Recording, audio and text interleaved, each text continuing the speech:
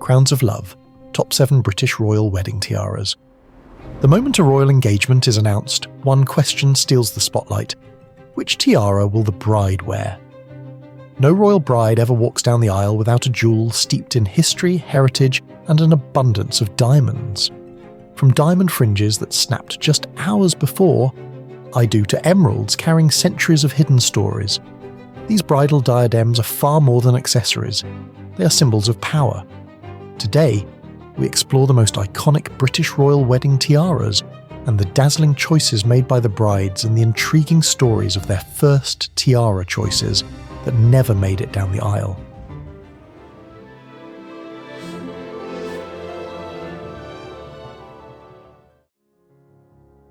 Queen Mary's Fringe Tiara. Few jewels capture the romance of royal weddings quite like the Queen Mary's Fringe Tiara. Created in 1919 by E. Wolfe and Company for Garrard, it was born from transformation. Queen Mary had diamonds from a necklace tiara gifted by Queen Victoria reset into a sharp Kokoshnik-style diadem of 47 tapering bars of brilliant cut and rose-cut diamonds, alternated with smaller spikes of lozenge-set diamonds. This incredible fringe tiara can also be removed from its frame for use as a necklace. The tiara of bride's legend truly began in November 1947, when a young Princess Elizabeth chose it for her wedding to Philip Mountbatten. Just hours before the ceremony, disaster struck. As it was in the process of being secured to her veil, the antique frame suddenly snapped. In that moment, the Queen also learned to her surprise that Queen Mary's Fringe Tiara could double as a necklace. Knowledge revealed at the most inconvenient time. The tiara was rushed to Garrard under police escort and repaired, leaving a tiny gap still visible in photographs. And yet, as Elizabeth walked down the aisle wearing a tiara that had broken only 2 hours earlier, its dazzling beauty secured its place in history. 2 more royal brides would follow in her footsteps. Princess Anne borrowed it in 1973 for her marriage to Mark Phillips, while in 2020, Princess Beatrice paid tender tribute to her grandmother by stepping out in the glittering Queen Mary's Fringe Tiara, a diamond diadem whose design was inspired by the court of the Romanovs. The Queen Mary's Fringe Tiara, valued at about $9 million, is more than a jewel. It remains a real crowd pleaser in British royal history. The Spencer Tiara. A royal jewel forever bound to the image of Princess Diana on the day she captured the world's heart. Royal weddings always spark curiosity about a bride's jewels, but none drew as much speculation as Diana's choice of tiara. And so, the very first time Diana was officially allowed to don a tiara was on her wedding day, when 750 million people around the globe waited for that first glimpse. Did you know the Spencer Tiara was crafted from 3 separate elements? Its central piece was a wedding gift in 1919 to Diana's grandmother Cynthia, Viscountess Althorpe, from Lady Sarah Spencer. The oldest elements, positioned at the ends, are thought to have once belonged to Frances Viscountess Montague, who left them to Lady Sarah in 1875. In 1937, Garrard redesigned the jewel, adding 4 scroll-like sections to form the tiara we recognise today. Designed in a romantic garland style, the tiara features a heart-shaped motif at its centre, framed by scrolls, diamond stars, and delicate trumpet-shaped diamond flowers. Round, rose-cut, pear-shaped, and cushion-cut diamonds sparkle across its golden frame. On July 29, 1981, Diana glided through the aisle of St. Paul's Cathedral in her billowing David and Elizabeth Emanuel bridal gown, her family tiara glittering atop her breathtaking 459-foot tulle veil. Despite being offered Queen Mary's lover's knot tiara by her future mother-in-law, Queen Elizabeth II, Diana chose instead to honour her family roots. Princess Kate will never be seen wearing or inheriting this $500 million tiara, for it belongs firmly to Diana's family, the Spencers, unless one day it passes into the hands of her great-granddaughter, Princess Charlotte. Greville Emerald Kokoshnik Tiara. For over 75 years it slumbered unseen in the royal vaults, a $13 million masterpiece of emeralds and diamonds, waiting for its moment in history. That moment finally came in October 2018, when Princess Eugenie stepped gracefully from the 1977 Rolls-Royce Phantom 6 at St. George's Chapel, Windsor Castle. With no veil, and a gown by Peter Plotto and Christopher DeVos, she stunned the world by choosing not the expected York tiara of her mother, Sarah Ferguson, but instead the breathtaking Greville Emerald Kokoshnik tiara. Created in 1919 by Boucheron for Dame Margaret Greville, the tiara embodies the Russian-inspired Kokoshnik style, glittering with 6 radiant emeralds on either side and crowned by a spectacular 93.70 carat central emerald, framed in brilliant and rose-cut diamonds pavie set in platinum. Once hidden, it emerged in dazzling fashion, perfectly echoing the bride's striking green eyes. Valued at between $6.5 million and $13 million, this knockout jewel instantly became a favourite among royal jewellery admirers. Yet, since that one autumn day in 2018, the tiara has not been seen again. With its rarity and mesmerising beauty, many hope it may one day adorn Princess Catherine, for few emerald tiaras in royal history have captured the imagination quite like the Greville Emerald Kokoshnik. Queen Mary Bandeau Tiara. Few royal wedding jewels come with a backstory as dramatic as Meghan Markle's tiara. In Prince Harry's memoir Spare, he revealed that the couple was touched by the idea of Meghan wearing one of Princess Diana's tiaras, a heartfelt tribute, but the palace quickly shut down the suggestion, insisting instead that Meghan should choose another jewel of Diana's, not her crown, presenting her with 5 alternatives from the royal vaults, ranging from emeralds to aquamarines. In the end, it was the Queen Mary Bandeau tiara that won Meghan's heart. Hidden away for more than 6 decades, the tiara had not been worn publicly since 1953, until Meghan walked down the aisle of St George's Chapel, its diamond brilliance crowning her Givenchy haute couture gown by Claire Waite Keller. For Meghan, the choice was clear.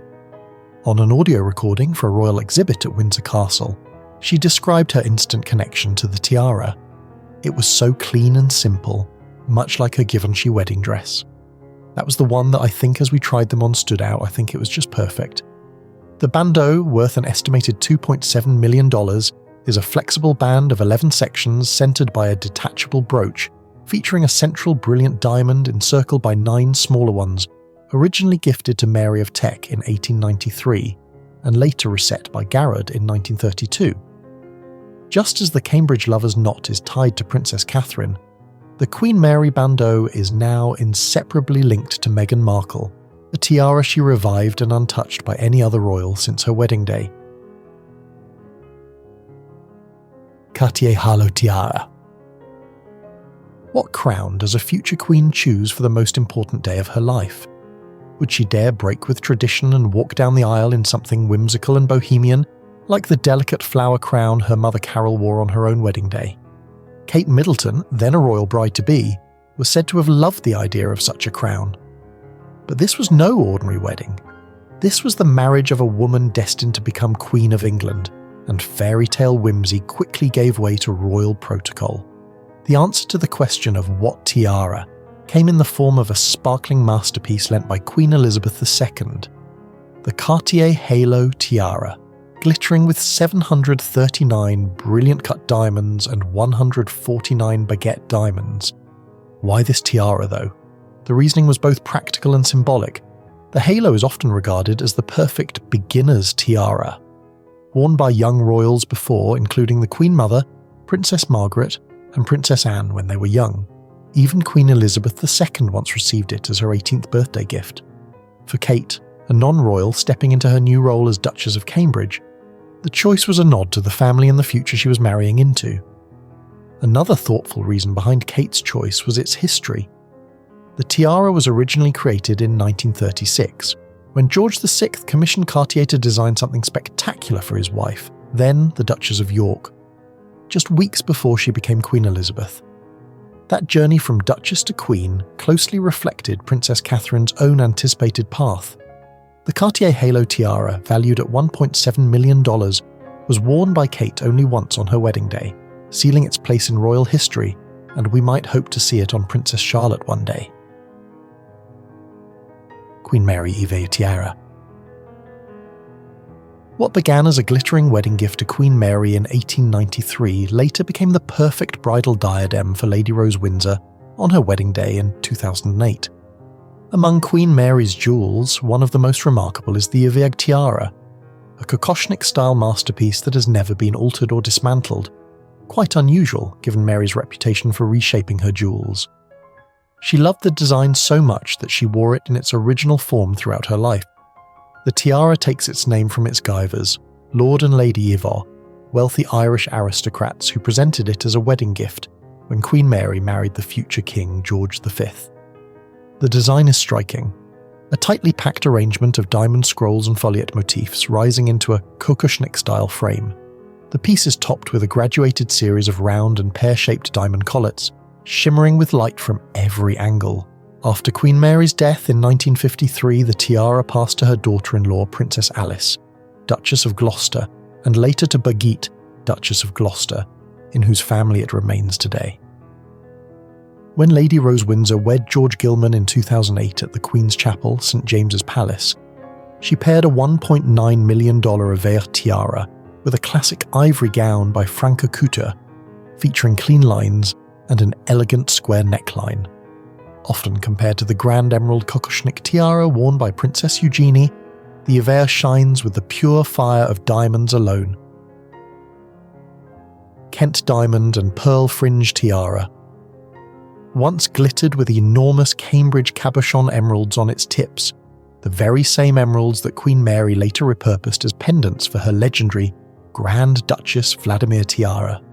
Imagine the jewel Lady Helen Taylor wore on her wedding day once stood crowned in emerald fire. Queen Mary left the bandeau without the emeralds to her daughter-in-law Princess Marina, Duchess of Kent. The bandeau became a true family wedding jewel. Did you know this jewel became the wedding choice of not one but two royal brides? In 1961, Catherine, Duchess of Kent, borrowed the original version from her mother-in-law's collection for her own royal wedding. By the late 1970s, the crochet bandeau had been reworked into what we now know as the Kent Diamond and Pearl Fringe Tiara. Gerard retained the bandeau base, but replaced the earlier swirl motif with bold diamond uprights of alternating heights, the tallest ones topped by glowing round pearls. The frame is set on a band of round and lozenge-shaped diamonds, giving the tiara a crisp, structured elegance. Later in 1992, Lady Helen Taylor wore the altered version, updated with round pearl tops, for her marriage to Timothy Verner. Taylor wearing Catherine Walker gown echoed the design of the Kent Diamond and Pearl Fringe Tiara, creating a rare harmony between dress and jewel. Attended by the Queen Mother and Princess Diana, the ceremony highlighted the tiara's significance. Today, this historic piece, once emerald-topped, now pearl-tipped, is valued at $1.5 million. The Poltimore Tiara. Which tiara was so versatile that a princess once wore it in the bathtub? The answer, the legendary Poltimore Tiara, forever linked to Princess Margaret. Unlike other royal brides, Margaret didn't turn to the family jewel collection for her 1960 wedding. Instead, she purchased this spectacular tiara at auction in January 1959, making it a wedding gift to herself. Originally crafted in 1870 by Garrard for Lady Poltimore, wife of the second Baron Poltimore, treasurer to Queen Victoria's household, the tiara is every inch a royal jewel. Its design features cushion-shaped and old-cut diamond clusters alternating with diamond-set scrolls, echoing the floral elegance of the Victorian era. Ingeniously, it's also convertible, able to transform into a diamond fringe necklace and 11 separate brooches. When Princess Margaret wore it for her wedding to Anthony Armstrong-Jones in May 1960, the world watched in awe. It was the first royal wedding ever broadcast on television, and over 300 million viewers saw the Poltimore glitter for the very first time. After Margaret's passing, her jewels went to auction at Christie's. The Poltimore Tiara stunned once again, selling for £926,400, nearly 5 times its estimate, making it one of the most sought-after royal jewels ever sold. Its buyer remains a mystery to this day. That's all for tonight. Tell us in the comments which tiara is your favourite and why. And don't forget to like, share and subscribe for more sparkling royal stories.